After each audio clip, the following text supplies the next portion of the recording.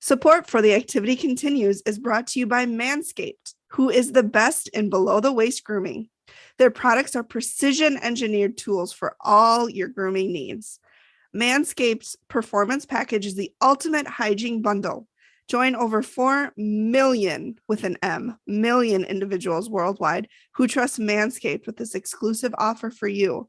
20% off and free worldwide shipping with the code ACTIVITY at manscaped.com. So the holidays are approaching, and it's time for shopping for the men in your life. And I don't know about you, but my husband is so hard to shop for. So if yours is the same, consider Manscaped. We are partnering with this company, and our guys got to try out their Performance 4.0 package, which includes 2 types of trimmers, deodorant, and toner. Get 20% off and free shipping with the code ACTIVITY at manscaped.com.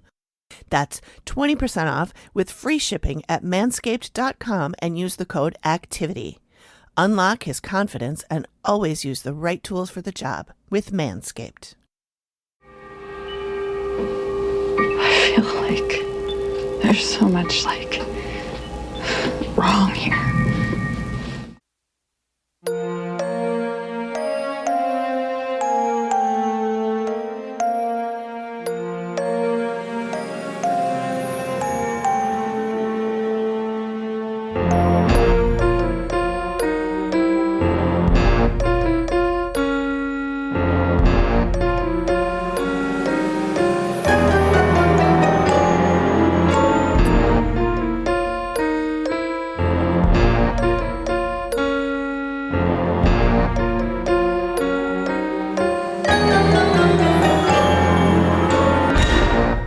I gotta find my mouse. My mouse goes to sleep when I don't do anything with it for a little bit. Same.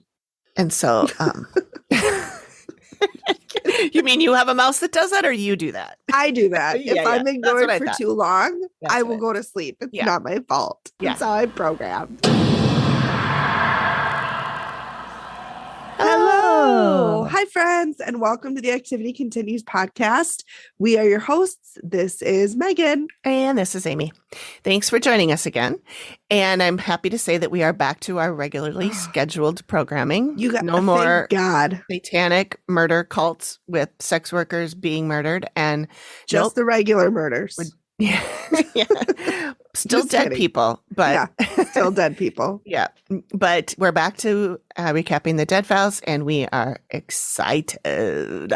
So this week, Megan is recapping the Dead Files episode called Blood on the Tracks. Yes. It is from season 2, episode 3. Yes. And it originally aired on November 2nd, 2012.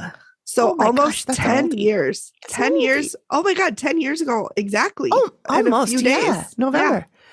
Wowzer. Good choice. And I picked this the same scientific way I pick all my episodes. I just did a random generator. Sweet. And it gave me 2, 3. And then I made sure we hadn't done it. And here we are. Great. Okay, cool. So how was your day?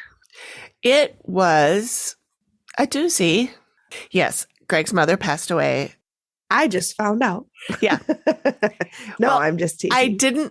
First of all, I didn't tell you at first because I thought I would tell you when we record. And then later when we were recording, I was like, I'm not going to do that. That's like a big bummer. So I won't say anything. And then just life happened. Yeah. I forgot to tell you. Yeah. So she did pass away. And so the service was today.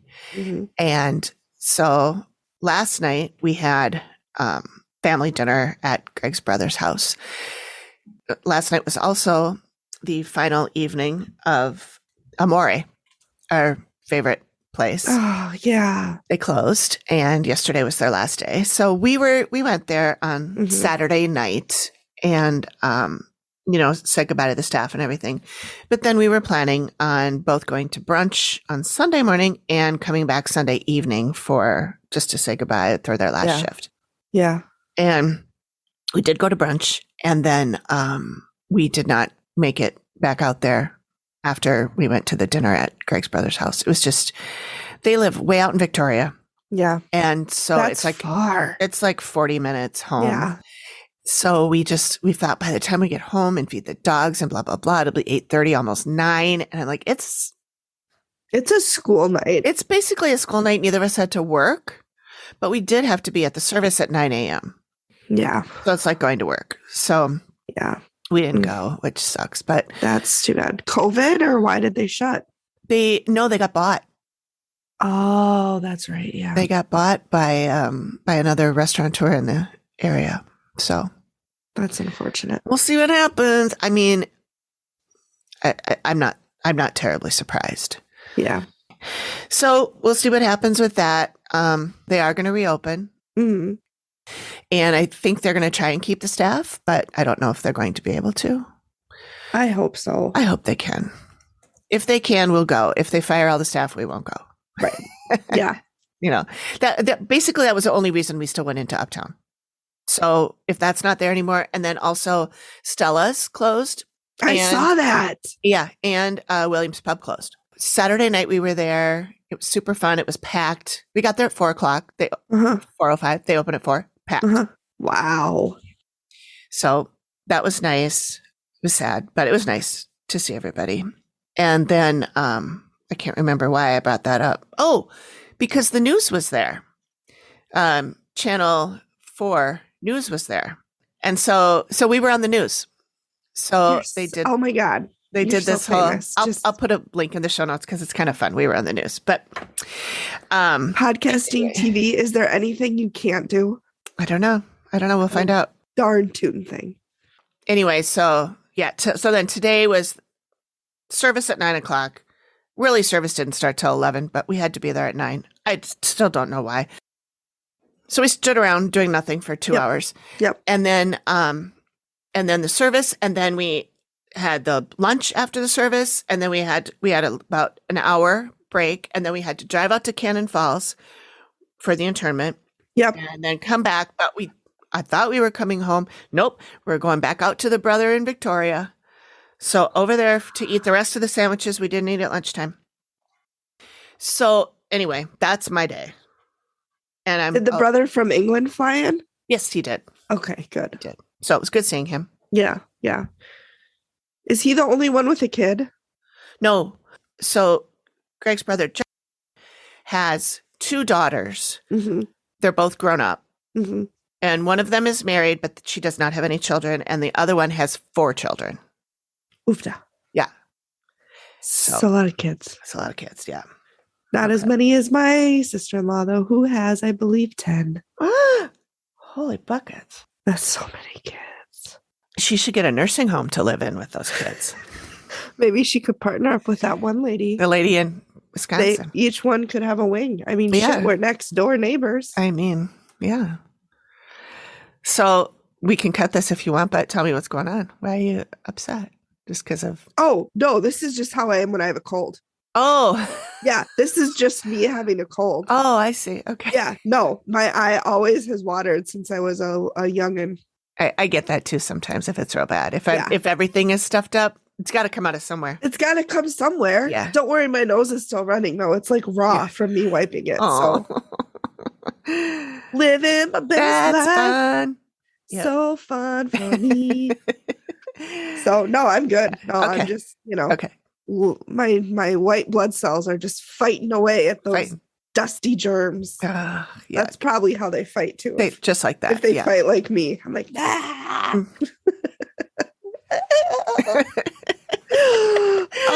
So I know my day's not as bad as yours, but this morning we started out with my son had a massive shit. Like, like up the back? No, not up the back, but up the front. Oh, and oozing out the sides. And I just bought him these new jammies. Like, first time wearing them. They're the cutest little plaid pajamas, 2-piece. He looked like a little old man, like just red, and there's shit in them. Oh no! And then of course he hates getting his diaper changed, so he's throwing his feet around, stepping in the shit. Shit's getting everywhere. Holy shit! Literally. Holy shit. Oh, so then whatever, I'm like, okay, like this is just par for the course for my life. Yeah. So then I made the mistake of opening the front hall closet to get a coat. And he knows that's where we keep the lightsabers that he got for his birthday, which are like his favorite toy. Okay. meltdown because he wanted to play with the lightsabers. Just Oh, full-blown meltdown. He was on the floor. I'm like, I don't have time for this right now. No. So I literally just like, okay, I'm sorry, buddy. And I'm stepping over him like just a terrible mom. I don't think that's terrible. I pulled all my food out, for lunch. And I got my overnight oats. And so I just, in the rush, put them in sideways because that's how they fit in my lunchbox, was sideways. So I get to work and like, I'm just like, whatever, this is my day. I get to John's dad's house because they were watching my son this week because daycare's closed. And I'm like, take him. I can't right now. I just take him. Bless him. I know he's only 2 and like, it's not his fault, but sometimes. Yeah. Oh my God. Much. I couldn't do, but then I get to work and imagine doing that 10 times. Are you kidding me? No. What do you mean 10 times? Oh, God, yeah. 4 kids is even a lot. I mean, so anyway, so I get to work and I go to pull out my overnight oats, the milk all in the inside of my lunchbox.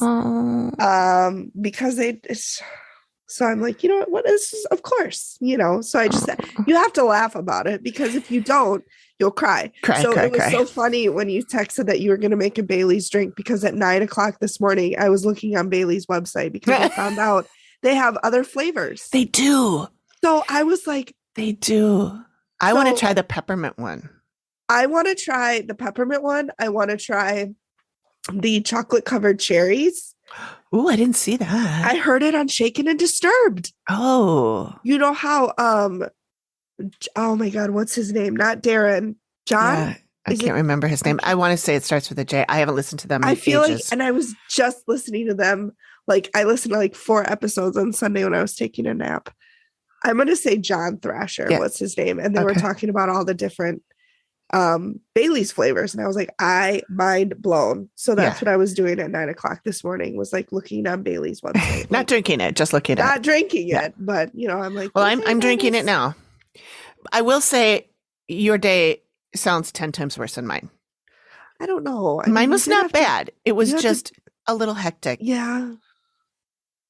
So I have a couple of show recommendations, which is weird because normally Amy's the one and I'm just like dutifully taking notes. Like, okay. I have a couple too, but yeah. So I just got Apple TV because I'm behind the times. And there's this, I love me a good documentary about animals, especially dinosaurs. And there's a superb one called Prehistoric Planet, narrated by my buddy David Attenborough. Oh my gosh. That is some good napping material. Oh, you know it. You know it.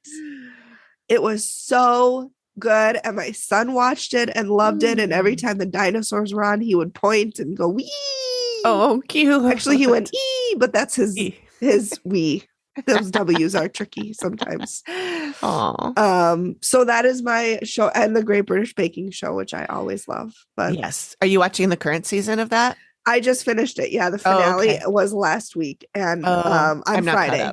Yeah, it was good. It was good. Are you on the current season? Yeah, it's good. Yeah, when I started watching that show, like around COVID time was when I first heard about it. I started from the first ones they had, years ago, and I think I only got through a season and a half because I kept falling asleep. Oh, wow, it's so riveting. But this time when I was like, all right, we're going to buckle down. We're going to watch this again. I started with the most current season. Yeah. So I'm like maybe 4 episodes in. I cannot stand Matt Lucas. Which one's he? The bald one, the bald host. Oh. You have Noel, who's the tall gothic one, who I absolutely adore. Yep. Noel Felding, if you're listening to this, I love you. Matt Lucas. Not so much. Not so much. He's just. I like him. He doesn't bother me. I miss Susie. I think her name was the one from a couple seasons ago. Oh, she left. Yeah, I think the only other one I've seen is what's her name? Lori and the 2 original ones, like the short brunette with the long. No, I remember them too. Yep. But no, there was one, Sandy. Sandy, that's who I was thinking. Not Sandy. Susan. Sandy. Yeah. I like Sandy. Noel and Sandy together were perfection. Yes, they were. They were super And good. I was so sad when she left. Yeah. Yep. I really like her. Oh, I love that show. It's just, it's just such a feel-good show. It is. They all want to help each other. I know. There's no cutthroat Americanness about it. Right. We started watching old versions of Top Chef again. And we started in like season 4. Is that the one with Gordon Ramsay and No, Top Gordon Chef? Ramsay's What's not Top it. Chef? Top Chef is Tom Colicchio. It's on Bravo. Oh, It's yeah. I'm Tom thinking of Colicchio and MasterChef. Padma Lakshmi. Okay. Yep. And then Gail Simmons is on sometimes and Wonder whatever. if It's I'm related to her. fantastic. Gail, maybe. I should call her. You should. It's an excellent show. We've been watching it since it aired in the beginning. Nice. But we were watching an episode of Chopped, and there was a chef on, and I'm like, I know that girl. Why do I know her? I know her. Was it she Leah Top Chef? Johnson? No. You mean Leah Chase? It all circles back. It all comes back. For those of you who don't know, we talked about that in our last episode. Yeah. One woman's name was Leah Johnson, and I kept calling her Leah Chase. Anywho, so it turns out she was a Top Chef. I'm like, I know she was on Top Chef. So I Googled her, and she was on Top Chef season 4. So we started watching her season so we could watch her in that. Nice. And it's fun, but Top Chef started out being like you're saying, like a really cutthroat, really like they would turn each other's ovens off and like steal things and remove things and take things out of the refrigerator and all this stuff. And it's like, if that's what you have to do to win, you're not winning. No, you're not winning. Yeah. You're just a dick. And that's why I love Great, because if they win, it's because they genuinely deserve it. Right. Exactly. Well, and Top Chef is like that now. But in the first few seasons, it was pretty, they were screaming at each other, and it was, well, that makes for good TV. It does, I guess. It always made me uncomfortable. But now it's much different. Now they're nicer to each other. They reined it in. Yeah, they reined it in. So what are your shows? Okay, so speaking of feel good, if you have Peacock, and I believe that I am on the free version of Peacock, you can watch a show called Mrs. Harris Goes to Paris. Okay, well, that just sounds adorable. I know. So it's British. It's about a woman. Her name is Mrs. Harris. Shocking. I know. And she goes to Paris. I was going to say she goes to Paris. She does.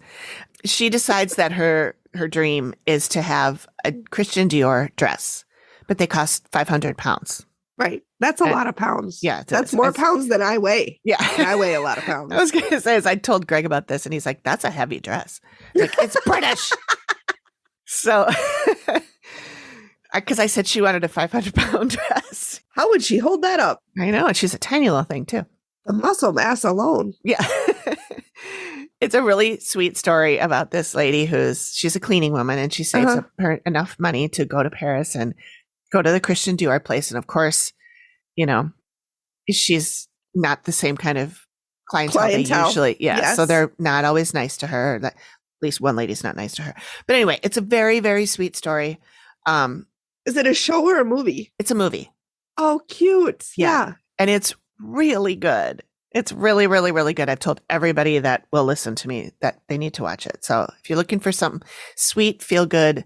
Oh, that sounds adorable. With beautiful costumes, beautiful cinematography. I mean, they're in Paris, and so it's just, it's wonderful. It's really, really good.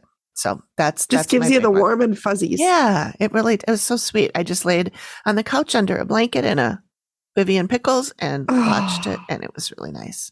I don't have a Vivian Pickles, but I do have a couch and a blanket. And you have a cat. So I do have a Marshy. Yeah, you got who weighs probably 5 Vivian Pickles. Yeah, probably. How much does she weigh? She's bigger than Ricky was. So she's I think that's hard to do. I know, right? Wiki. I did call him Wiki. He wasn't he like 5? 5 pounds soaking wet. Yeah. He got a little lighter when he got sick. But she's about 8 or 9 pounds. Okay, so Marshy's 2 of her. Okay. He's chonky. He's chonky. He's just big boned, all you haters. Yeah. Come on, man. We don't comment on other people's bodies. We don't body shame humans or animals. No, there was another show that I watched and I forgot. Dead to Me. Have you seen that? I've heard that. No, Oh. you've been telling me forever. You will love it. I watched And the third and final season. And I know. And Christina just got her star. Yep. I didn't know she had MS. I didn't either. I think that might be a fairly new diagnosis. I think it is, but I also think it's very progressed. Yeah, I think it is too. She seems pretty uncomfortable.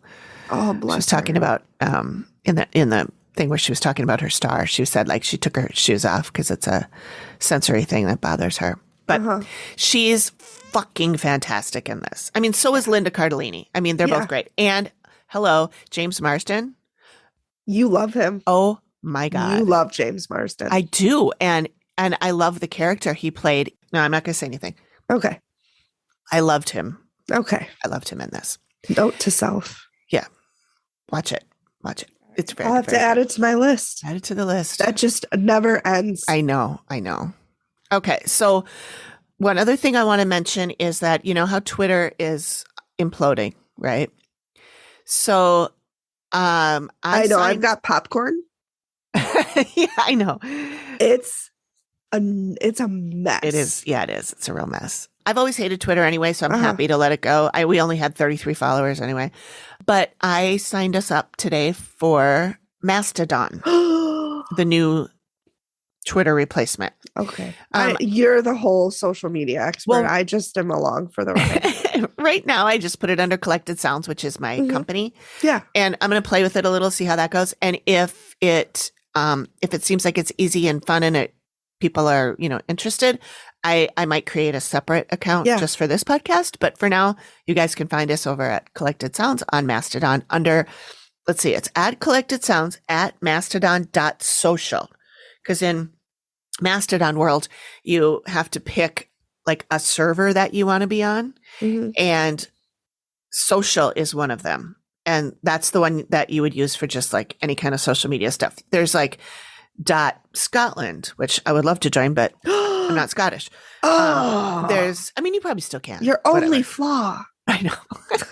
Right? And .engineering or whatever. So you just kind of pick the server that you can still see stuff from all the other servers. It's just, you pick one that is kind of your home. Yeah. And they're all run by different people. It's not all run by a company. So Elon Musk can't buy it. So anyway, Isn't Mastodon like a mythological animal? It's like a bull or something. It's an elephant. That's what I said. It's an elephant. Oh, oh, it's a prehistoric thing. Yeah. Oh, yeah. I should know that. I just watched Prehistoric Animals. He was probably on there. David Attenborough. Right. He's probably on there. Son of a bitch. Yeah. I failed you, David. Another thing I wanted to mention, I haven't told you this yet. We talked about Hello Poland, the podcast that we have been promoting back and forth for a while. We're going to do that for this episode as well. Yay. I've been exchanging emails with Alicia, the host of that. And I told her that you have been to Poland, and she said she would like to do a show together where we talk to each other, interview. You can tell your Polish stories. She can tell her Polish stories. And then let's do it. Yeah, I think it'd be Clear really the fun. Calendar. Yeah, we got to figure out a time. Alicia, I almost died in the tunnels of Warsaw. I told her to listen to the episode, so maybe she knows it by now. But yeah. All right. Naive little 22-year-old Megan in her fucking Little Red Riding Hood peacoat. I just can picture you. I was just stood out like a sore thumb. God, I'm amazed I didn't get murdered. Yeah. Well, if you weren't doing anything wrong, you're not going to get murdered. Okay, but Amy. Amy. Were you thinking you were going to get murdered by the guys with the guns? Or No. Oh, okay. I was thinking I was going to get murdered in the tunnels of Warsaw underneath the train station. I see. Granted, I was 22 and I might have been a bit dramatic. Not like now. I'm completely level-headed all the time. Absolutely. I'm sorry, Mother, if you're listening to this, but this was past Megan. We're alive now. It's all good. What's your mom's name? Is your mom's name Jenny? Lori. Close. It's okay, Lori. It's okay, Lori. It was fine. Listen, nobody. It was fine. Okay. Oh, good. When I did get off the train station in Krakow, though, I did see a guy walking with an axe, and I almost shit my pants. I'm sure he was just like He's probably just going to work. Yeah. He's a lumberjack. Yeah. But I had just come, I almost shit my pants. My friend was there, Tracy, who I lost contact with, which I'm so sad about because I loved her so much. Oh, but Tracy, if you're listening. If you're listening, Tracy, we went to Poland together. I miss you. Anyways, she hugged me and I was crying as she was crying. I mean, you swear to God, we had never seen each other before. Anyways, Funny. level-headed Megan from today. Yeah. Would have still done the same thing. So Not a girl. Trigger warning. There is a mention of mutilation during the walk and in the reveal. Okay. Is this the same episode you were talking about last time that has to do with the banshee? No. Oh, okay. I don't even remember that one. Oh, okay. No banshee here. Okay. Hello everyone, and welcome to my podcast. My name is Alicia, and I am all the way from South Africa. My podcast name is Hello Poland. I am currently living in Poland, and being here gave me the advantage to learn some of the creepy stories and hear about the haunted places that's on this side of the pond. I am also talking about creepy, scary, and freaky people and places in South Africa. So if that is your vibe, please come check out my channel. I also occasionally drink and get my friends a little intoxicated. And then we chat about whatever they want to chat about. And it's lovely because the conversations, the more we drink, get quite hectic. And it's very entertaining. So if you are interested in discovering a new channel, or you just want to come check me out, or I mean like the channel, please don't come check me out. Anyway, if you want to come check out the channel, then you know where to find me. Hello Poland. Okay, have a nice day. Also, don't do anything stupid. Bye. Attempted murder on a ghost, cursed paintings burning houses down, and lighthouse keepers disappearing without a trace. The world is filled with astonishing stories that will make you go and shrug, saying, "Well, I don't know what's going on here, but it is certainly strange." My podcast, Certainly Strange, is a collection of these bizarre tales. Each episode I tell a separate story and share my own unfiltered opinions and theories about it. If this sounds interesting to you, come and join me on this journey through the strangest parts of our history.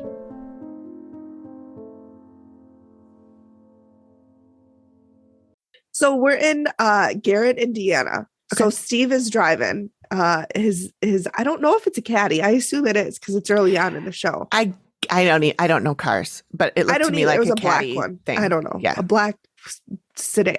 Yeah. So we'll say it was a Caddy.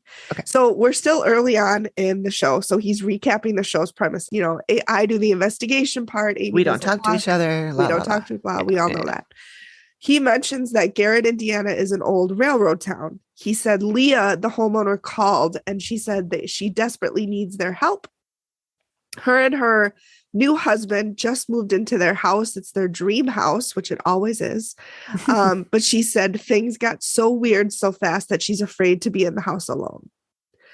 So now we're with Leah. So Steve and Leah are chatting up. Been married 1 year. And she said they just bought it and she's really scared to be there. Like things got weird almost from the get-go. She said she hears things, she's touched, she sees things, she can't sleep at night. She said she doesn't even go into the basement because she's scared to be in the basement. I hope she has laundry someplace else. Yep, it's upstairs. Oh, good. Her family won't even come over because they're scared. And we interview her sister and her father later on. Her sister comes over a little bit, but her dad won't at all. Her husband, Rudy, doesn't believe in it. Greg. Skeptic. No, he's not. You know, at first I thought he was like Greg, but then he kind of turns out to be a dick. And I'm like, I'm not like Greg. Oh. He gets frustrated because she's afraid of something that he doesn't believe is real. Yeah, because he can't see it. Because he can't see it, Greg. Steve asks if she knows any of the house's history. And she said, well, she doesn't know much, just that there was a couple living here in the 1800s. And the husband was killed on the railroad and they had his funeral in the living room, which was pretty common back in the 1900s. And we talk about that with John, the historian.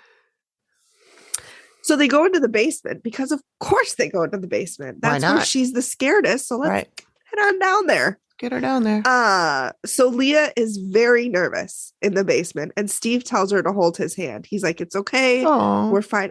Steve, be my friend.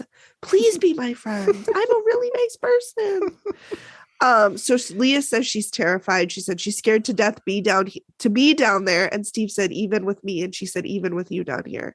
Aww. She said, you know, the feeling when somebody is watching you, but you can't see them, but you know they're there. She said that's what she feels like. She feels like somebody is watching her.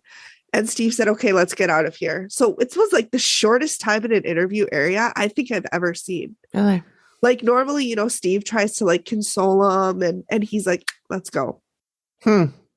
So they go to the living room and Steve asks if they've had any experiences there. And Leah said she was sitting on the couch late at night and out of the corner of her eye, she sees a woman standing there, like, you know, peripheral vision. So she turns her head really fast and all she sees is the blue corner of her dress float around the corner, but there's a wall there. So I didn't quite understand that. So maybe it's like the woman is turning a corner, but there's a wall there. And so Leah's like in the like maybe it's like residual energy and the spirit thinks she's turning a corner. Yeah, but like maybe there was a renovation and now there's a wall there where there used to be a doorway. Exactly. Okay. And Leah's like, she's like, how do you turn a corner when there's no corner? How do you walk through a wall? Great question, Leah. Great question. So Steve asks Leah to describe her to him. So she said she was short, 5'3" or 5'4", 3/4 length sleeves and an apron that came halfway up. And she said she was probably from the late 1800s. So then they go to the master bedroom and Leah said she just saw her again last week. She said she was laying in bed. She suddenly had the urge to look at the doorway and that's when she saw her staring at her. Leah saw the woman staring at Leah. Steve asks how she sleeps and Leah said she doesn't. It's usually the answer to that question. Yeah, it's usually the answer or the one that we watched where they slept in shifts. Yeah, like military style. Yep.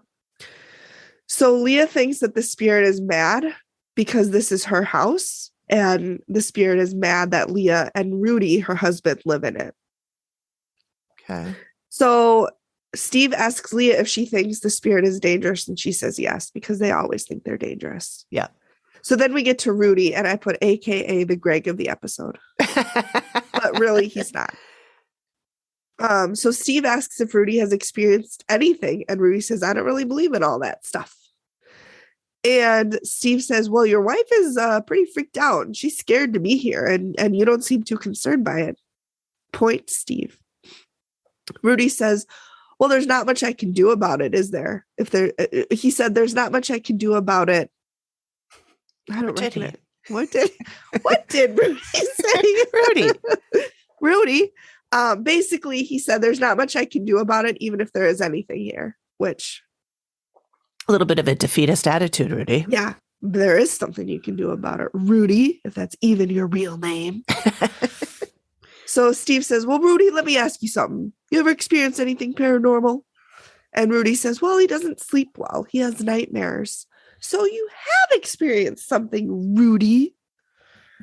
And then Steve is like, well, what are these nightmares? Are they reoccurring? And he said he's falling or getting ready to die, but nothing paranormal. Because he doesn't believe in it. And then he said, well, one night he was sleeping in the bed for a couple of hours and something touched him and woke him up. And he said Leah wasn't home. She wasn't in the house. And then Steve asks if he told Leah. And he said yes, which was obviously a mistake. Those were Rudy's words. And I'm like, Rudy, don't be a dick. Like, don't. And okay. And then Steve says to the camera, like off, you know, like he's interviewing, he said, it's obvious when someone downplays an incident to protect a loved one. And in this case, Rudy's doing just that. And I said, no, to me, Rudy's being an asshole. Yeah. Like, I told my wife, and that was a mistake because it just fueled her ridiculous belief that something is going on in this house. Right. Steve, don't give Rudy any more credit than Rudy deserves. See, this is where I deviated that Rudy is not a Greg. I see. Because I don't think Greg would do that. I don't know. He wouldn't downplay it. No, probably not. Well, let me have don't you remember when we left to go see the psychic and he said, bye, have fun. She probably spent all day Googling you. He's so... Gregory? Steve asks Rudy, what would you do if Amy told you it's not safe here? And Rudy goes, well, it would be hard to move because he loves the house. It would take a lot of convincing. And he doesn't think there's actually anything going on. No, and he doesn't believe in anything. Yeah. So then we interview Carrie, who is Leah's sister. Carrie says she was sleeping in the guest bedroom, and every 30 minutes she would wake up feeling like somebody was watching her from the doorway. She said she's uncomfortable going to her house and she's worried about her sister. She's afraid for her safety. So then we interview Steve, who's Leah's father. This gets real confusing. Okay. In my notes, I clarified it. Don't worry. I'll clarify it for you guys. So you don't need to take notes or make flashcards.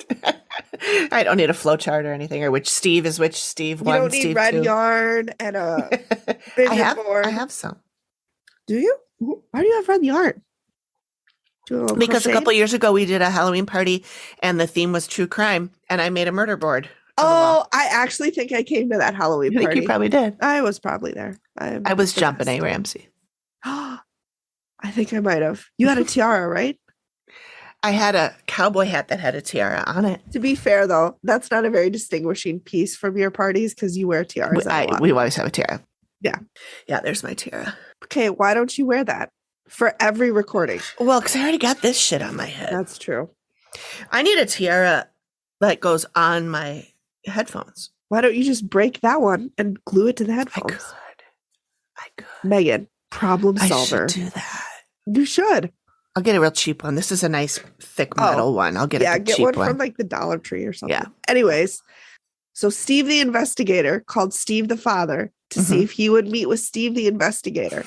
But Steve the father says he's too scared to go to the house. So they're meeting at a local cafe. Oh, so he's a believer. Yeah. So this is where I texted you and I was like, this might be too scary for me. It wasn't. Oh, okay, good. It wasn't. Okay. So Steve the investigator asks Steve the father why he won't go into the house. Steve the father then had a story where he said he went over one night to feed the dogs when Leah and Rudy were gone.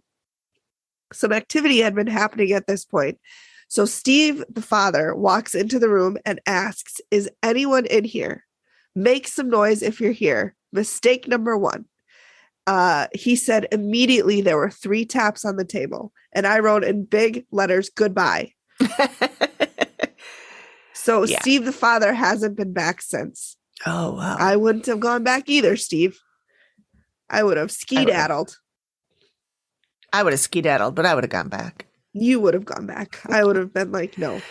So then they talk about how Rudy is super cavalier about everything. And Steve, the investigator, asks Steve, the father, if that bothers him. I wrote this in my notes, so I'm saying it. So Steve, the investigator, asks Steve, the father, if that bothers him. And Steve, the father, says, well, yeah, it bothers me. He's worried that she could be harmed and her good-for-nothing husband doesn't give a shit. Those are my words. Not his. Not his. Not Steve's. Not Steve the father or the investigator, because Steve the investigator is like, Rudy's a stand-up guy. So then we go dig into the archives and we meet this guy, or we don't meet him, he's dead, but we are introduced to. We are introduced to this man named Ralph. That's all we got. No first or last name. Ralph. Okay. Well, that's a first name, but yeah.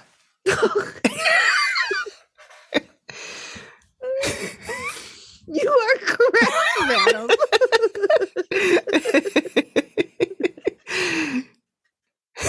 Are you okay?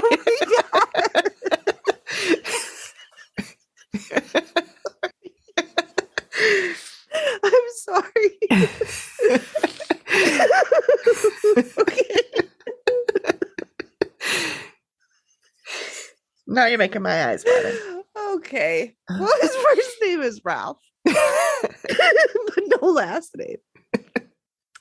So he used to own the property. He passed away last year, which would be 2011, from a stroke. He owned the local hardware store. So Steve is going there to talk to the current owner, Jason. So then we go. Thank God his name's not Steve or Ralph. So then we talk to Jason, and Steve goes, "Do you have a photo of Ralph?" And Jason goes, "Oh, I have several." Well, aren't you just Mr. Helpful? Brings out a whole ass photo album of this guy. Wow. Like, Jason, whatever. Maybe they were really close. So then Steve asks about the stroke, and this is sad. Jason said he had it at home, and they didn't go into a lot of detail, but the way that Jason was talked about it made it seem like it was a few hours before he was found. Oh. So he passed away at his house, and then it was a few hours before he was found. Yeah. Steve asks if he had health problems before that, and Jason said, well, he had a heart attack 6 or 7 years ago. They all have heart attacks. I'd consider that a health problem. Yeah. Jason said he had a triple bypass after the heart attack, and he really bounced back. Like, he was back at work in just a few months. Wow. So, all right. Yeah, he, before the heart attack and the stroke, there really was nothing health-wise wrong with him. Mm-hmm. So now we go and we meet John, the railroad historian, and we learn that the original owner of the house was Ed Hammers. He was killed by 150 tons worth of train in August of 1918. And that is how they say it. And that is a weird way to say what that. Does that even mean? They don't say it now, but during the reveal, Steve says that a train backed onto him. Oh, Jesus. Yeah. Oh, so it rolled over him. Yeah. Uh-huh. Oh, boy. Yeah. And then John said in the 1900s, it was really common to have your body in your house for people to come and pay their last respect to. Yeah. Ed Hammers, he didn't have a great history with the railroad. He was there for 22 years and he had several things brought up against him. John said most men worked 30 years with the railroad and they just had small paragraphs about the infractions that they've committed. Mm-hmm. He said Ed had a full page and half of the next one. Now, they don't go into detail about Ed's issues, but I did pull a screenshot of one of the issues or one of the pages that they had, like with the paragraphs about infractions that other men had against them. Uh-huh. And some of the issues men had were falling asleep while working, a rear end collision, and failing to have the brakes set on the train. Oh. So these seem pretty serious. Yeah, those are all kind of important. I feel like those should be a termination, but I don't know. I don't know what I don't know. So yeah, most men only had like that much on the page, and Ed had a lot. Steve asks what kind of a guy Ed was, and John said he had a dark past. 1 month after he died, another wife showed up and went after his estate. Dun dun dun. Then at minute 24:45, we get a ring shot. Yay. Bam! We go to Derek, Darrick, who is the local lawyer, and he's going to explain how the case turned out between the fighting wives. So, okay. Ed's first wife was Susan Hammer, and he had 3 kids with her. And then he was like, one day, he's like, you know what? I don't want to do this anymore. Deserted them. Great. Derek said in today's words, he would be a deadbeat dad. Mm-hmm. He was then arrested for failing to pay child support. He met a woman working at the jail, Carrie, and he fell in love with her. Oh, of course he did. Because everybody knows you should meet your husband in jail. Yeah. Once he got out of jail, he married her. Oh. What an adorable meet cute. Yeah. Steve asked how his first wife, Susan, found out about his current wife, Carrie. Derek said most likely from the newspaper, reading about Ed's obituary and seeing it and going, now wait a darn minute. So they were not divorced, the first wife? No, he just abandoned her. He just went off and married another woman without getting divorced. I mean, theoretically, his marriage to Carrie wasn't legal. Right. So Carrie, second wife, most likely illegitimate wife, because if he's already married to Susan, doesn't get a divorce, you can't have 2 wives, Ed. Mm-hmm.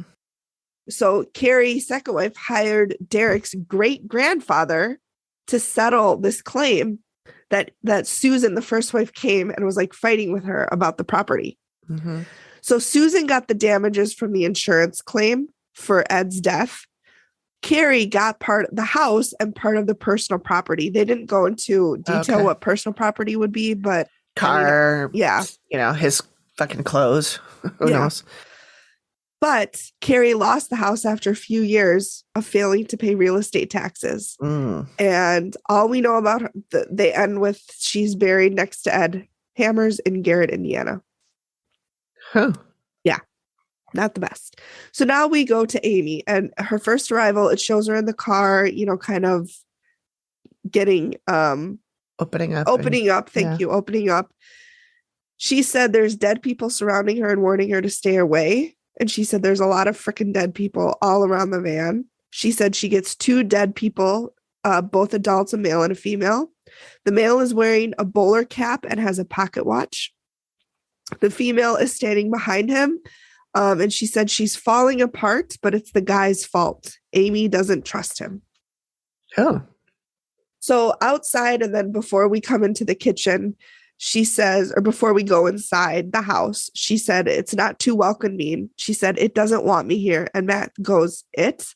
And she just shrugs like, wow, and goes inside like, it. I don't know what to tell you. Yeah. So then we're in the kitchen. Amy says it's super bad in here. And then they go downstairs. She hears lots of yelling, lots of cursing. She said she feels really dizzy and anxious, and she feels panicked. She said there's a lot of people in the basement, and she said there's something down here that draws the people in, that draws the spirits in. Definitely there's the entrances down here. What do you mean? Where they're coming in. What's coming in? Death. Could be dramatic. Yeah. She also said there's an old lady who's wandering around who seems to be lost. So then we're in the kitchen and the living room, and Amy says, I feel like there's so much wrong here. The woman that she saw downstairs is wandering around, and she's just confused. Like she's just lost. She walks through walls. Amy said she wants to live in the walls, but she can't. So I'm wondering if, wanting to live in the walls, like we were talking about earlier, maybe she wants to live what used to be there. Yeah. Or she still sees the house the way it was. Yeah. If the house hasn't changed, then who knows? I don't have any guesses. Matt asks Amy to describe this woman, and Amy says she's white, she has long hair, she's short, and she has small features. And a lot of times when Amy is describing in the show, she's pulling a strand of hair and twirling it, which I've never seen her do before. Yeah, I don't. But she's just like pulling it. And like twisting it. And I've never seen her do that. So I haven't either. I don't know if the spirit was having her do that, but she did it quite a lot. Huh. Interesting. So then we go into the master bedroom, and Amy says the woman that she's been seeing is trying to help the living. She said the woman told her that she cries a lot, and she thinks the living can hear her crying and that they're afraid of her. She tells Amy that she's trying to protect the living, and Matt asks from what? What is she trying to protect the living from?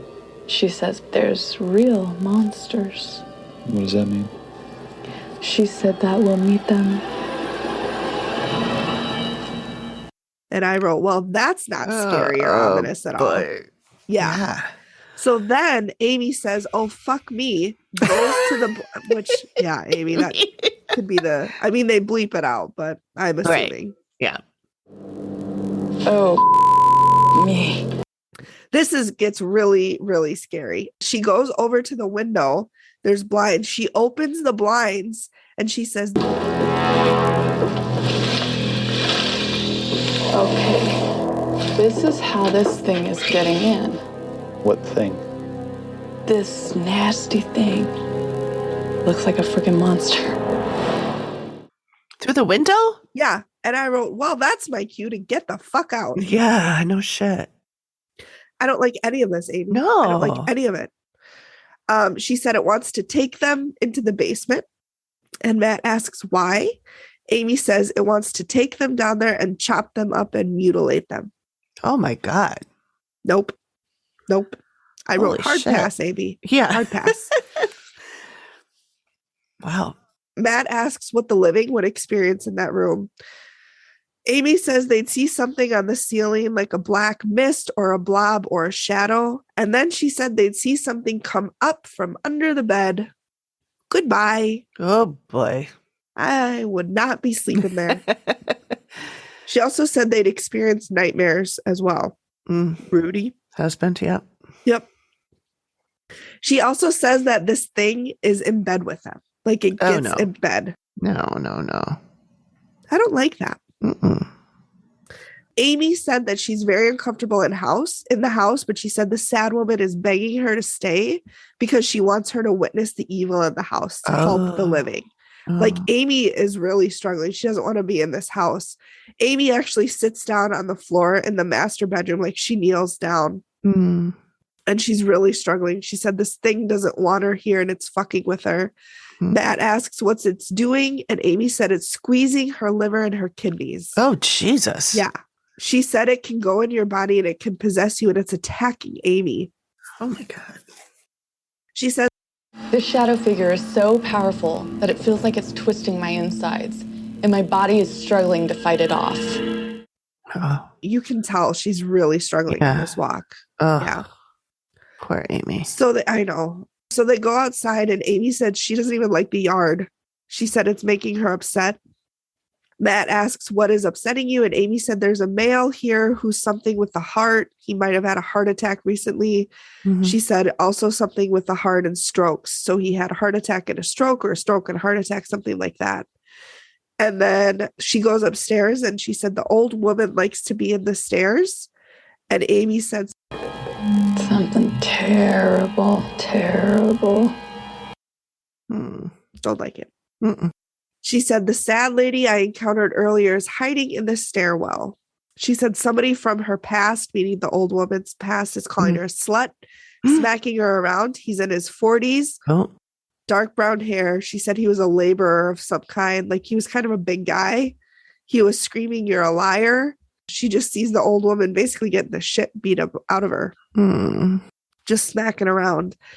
She said the old woman just feels lost. She says she cries. She cried about the children, something about children. And she was depressed in life. Matt asks why. Amy said she didn't have a good marriage, so she wasn't very happy. And that's the end of the walk. Then we go to the sketch. She drew the sad woman and she drew the bizarre scene in the bedroom with the shadow figure. Okay. So then we've got Leah, Rudy, and Steve the father, and Steve the investigator. The reveal was in the garage because Steve the father wouldn't even go in the house. Oh, okay. Yeah. So she said the first person that she encountered was an older man. She said he had a heart attack or a stroke and a heart attack or some combination of those two. And then Steve says that sounds like Ralph. And so that's when he starts talking about Ralph. First name, no last name. Amy says she saw him in the basement. She said he's just lost down there. Like it's almost like, and she didn't say this, but I'm wondering if it's almost like he doesn't even know he's dead. Yeah, that could be. That could be. And he's just kind of wandering. So then she starts talking about the stairs up to the second floor. She said it might be residual energy of a guy just beating his wife. So she said he's a big guy. She said he might be in construction or labor. And that's when Steve, the investigator, says, well, that sounds like Ed Hammer.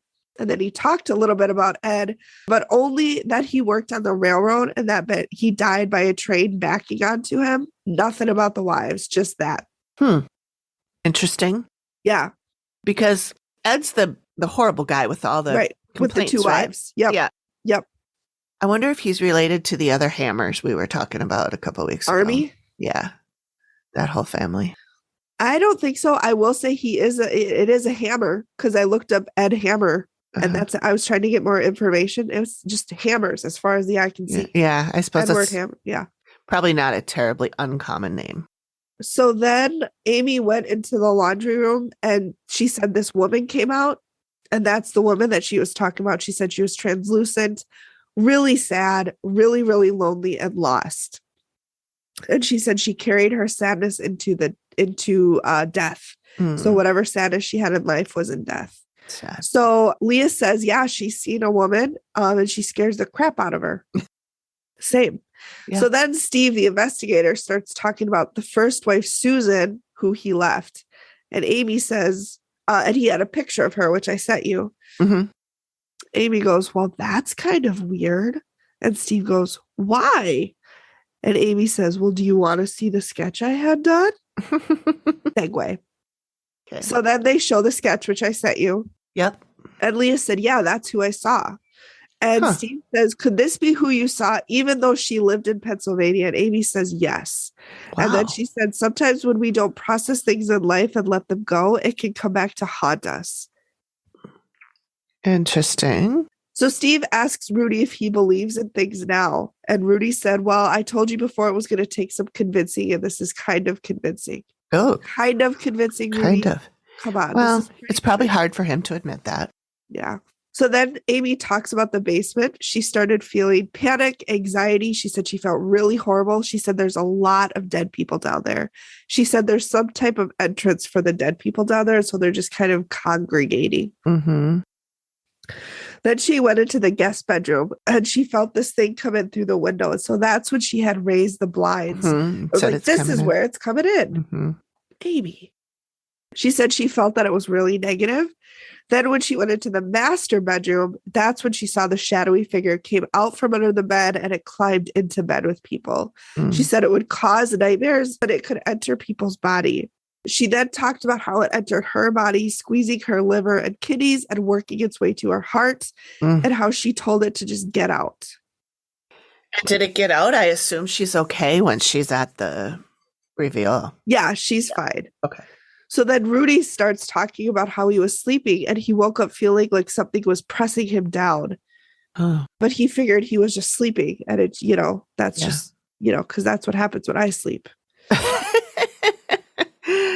Well, And I mean, there Amy- is sleep paralysis, but it doesn't usually feel like someone's sitting on you. No. So then Amy goes, really? And she said she did a sketch. And so they look at the sketch and Leah immediately goes, that's how I sleep. And Steve goes, that's the position you sleep in? And Leah says, yeah. Rudy Okay. said that's even the side of the bed that she sleeps on. And then the shadow thing is laid right next to her. Yeah. And then I'm looking at the sketch right now. What are those other things by the TV? She didn't talk about those. It looks I know. like 4 other people watching. Yeah, she did talk about it. So then they had to take a break because Leah started crying. And I was like, yeah. Yeah. I did notice it was interesting that she leans into her dad and not her husband, but probably because her husband hasn't believed her. Doesn't believe her. Yeah. Yeah. Even the dad is crying a little bit. Oh. So Amy starts listing off the things that needs to be addressed. So first they have some sort of entrance in the basement. She thinks people are coming there from like a holy or a sacred ground, like a cemetery. Mm. They have Ralph in the basement who needs help. Mm-hmm. They have Susan, Mhm. and they also have 2 negative entities. So how to fix this? She said it's a step-by-step process. So step 1 is to set up a boundary in the basement, and she gives them like a bag full of stuff, and it's got special herbs, candles, and holy water. Oh, that's nice. Yeah, and she said, so you'll use this, these things that I give you. She said, you'll set up a protection and severe banishment in the basement. Then you release the dead by simply telling them you can go. We're giving you the power to leave. Mm-hmm. Step 2, you'll go upstairs and each person in each room is going to do the same thing. So I assume it's like Rudy, her dad, and Leah. Uh-huh. They're going to do a protective boundary around the bed. Then she gives her a bottle she got called tar water. She said, this is potent stuff from New Orleans, to which I thought, Ooh. holy shit. Voodoo. Yep. And so then she talks about tar water. She said this dates back to medieval times and is often used in voodoo practices. Well, there you go. She said it's a mixture of pine tar, water, and other ritualistic medicines. Hmm. She said you're going to go through the house and put 1 drop in each room. She said this means no dead person, even nice ones, are going to be able to remain or enter your house ever again. Wow. Amy says she doesn't use the stuff because she likes dead people, Yeah. but she feels, in this case, it needs to be done. Yeah. Leah followed Amy's instructions and reported no further activity in her home. Wow. Excellent. Yeah, it was a good episode. Yeah. I don't remember that one, and I didn't watch it this time, so feels new to me. Yeah, it was a really good one. Good. Yeah, good job. Thank you. Yeah, thanks everybody for listening. All right. Yeah, we should wrap up. Yeah. The Alan is my pick today. And now this one, I think I know what it is in reference to. Okay. I'll read it first, and then I'll tell you what I think he was thinking. Okay. So it is, quote, "I'm going to go wet while we're still standing." Okay. Now, what do you think it was? So what I think it is that they were at a restaurant waiting to be seated, and they were standing like in the lobby waiting to be seated. And he wanted to go to the bathroom before they got seated in their place. Okay. I think that's what he was saying. So Got it. I'll read it one more time.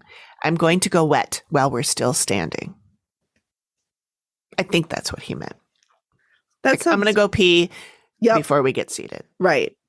I think that's All what right. he meant. Okay. But who knows? Dad, let us know. Feel free. Are we right? Did we get that right? I think we did. Yeah. All right. All right. Well, thanks everybody. Thanks for listening, you guys. We hope that you're happy we're back to Dead Files, and Because we are. that I missed we them. are. I was so happy watching them. I was like, I came home. I missed you, Amy. Yeah. It was fun doing this. So Yeah. So we'll probably just gab next week. Maybe Yep. we'll talk about some other shows we've been watching or something like that. And then I Yep. think we're going to take a little break, and we'll probably release, maybe just some more gab sessions or something like that in between until we're ready to get back for the next season. Yes. So Yes, that sounds good. Yay. Well, thanks everybody. yeah, thanks for listening. Bye.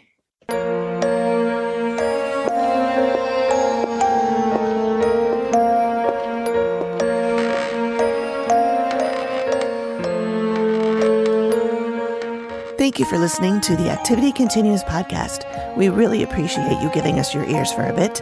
Please reach out if you have a suggestion for which episode of the Dead Files we should cover next, or if you have a spooky story you'd like us to share on the show. We can be reached at theactivitycontinues@gmail.com or through our website or any of our socials. Links are all in the description of the show. Please feel free to drop us a note and say hi. And join us next time when the activity continues. The Activity Continues is produced by me, Amy, at Collected Sounds Media, and is part of the independent Collected Sounds podcast network. We are also proud members of the Boo Pod network of super cool podcasts. Nailed it.